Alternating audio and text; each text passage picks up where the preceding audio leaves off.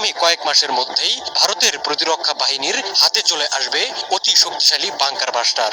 ভারতের নিশানায় যে চীন ও পাকিস্তানের পরমাণু শক্তি তা বলার অপেক্ষা রাখে না। আমেরিকা এই বোমা ব্যবহারের জন্য অত্যাধুনিক B-2 বিমান ব্যবহার করলেও ভারত ব্যবহার করবে সম্পূর্ণ নিজস্ব প্রযুক্তিতে তৈরি মিসাইল। ইরান যেমন ইসরায়েলের জন্য হুমকি, তেমনি ভারতের জন্য মাথা ব্যথার কারণ চীন ও পাকিস্তান। ইরানের শান্তিপূর্ণ পরমাণু কেন্দ্রকে নিশানা করে যুদ্ধ শুরু করেছিল ইসরায়েল। আমেরিকাও ইসরায়েলের পক্ষ নিয়ে ইরানের পরমাণু কেন্দ্রে বাংকার বাস্টার বোমা ফেলেছিল। এ ঘটনা থেকে শিক্ষা নিয়েছেন নরেন্দ্র মোদী।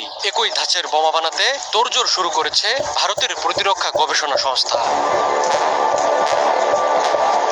কয়েক বছর আগে অগ্নি-5 নামের একটি অত্যাধুনিক ব্যালিস্টিক মিসাইলের সফল পরীক্ষা চালিয়েছিল ভারত। 5000 কিলোমিটার পাল্লার এই মিসাইল পারমাণবিক ওয়ারহেড বহন করতে সক্ষম। বাংকার বাস্টার বহনের জন্য এই অগ্নি-5-এর একটি নতুন সংস্করণ তৈরি করছে ভারতের প্রতিরক্ষা গবেষণা সংস্থা।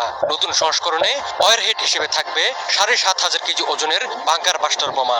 বাংকার বাস্টার বহনকারী মিসাইলের পাল্লা হবে 2500 কিলোমিটার, যা মাটির নিচে 80 থেকে 100 মিটার গভীরে থাকা যে কোনো শত্রু ঘাঁটি গুড়িয়ে দিতে সক্ষম।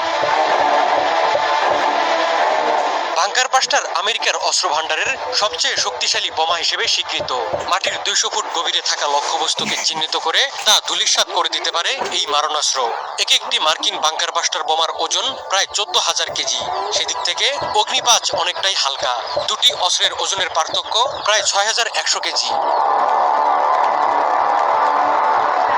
চীন ও পাকিস্তানের দুর্গম পাহাড়ে লুকানো পরমাণু অস্ত্র ও মিসাইল নিয়ে ভয় রয়েছে ভারতের।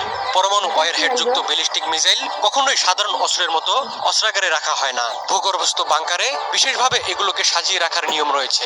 বিশ্লেষকরা মনে করছেন, যুদ্ধের সময় মাটির নিচে সেসব বাংকার ঘুরিয়ে দিতে অগ্নি-5-এর মতো অতি শক্তিশালী মিসাইল তৈরি করছে ভারত।